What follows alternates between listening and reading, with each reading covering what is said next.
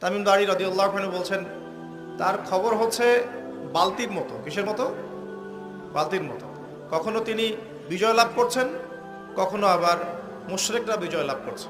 মানে বদরের যুদ্ধে তিনি জয়লাভ করেছেন, উহুদের যুদ্ধে আবার মুশরিকরা মুসলিমদেরকে বিপর্যয়ের সম্মুখীন করেছে। জিজ্ঞাসা করলেন তাবারিয়া হ্রদ চেনো? তিনি বলছেন হ্যাঁ চিনি। তাবারিয়া হ্রদে কি পানি আছে?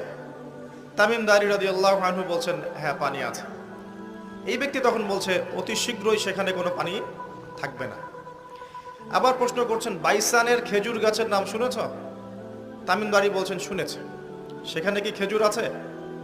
তামিম দারি বলছেন প্রচুর খেজুর আছে। এই ব্যক্তি বলছে যে অতি সত্বর সেখানে কোনো খেজুর থাকবে না। এরকম কিছু কথা বলার পরে তামিম দারি তাকে জিজ্ঞাসা করলেন আপনি কে? এত প্রশ্ন জিজ্ঞাসা করছেন, তুমি কে?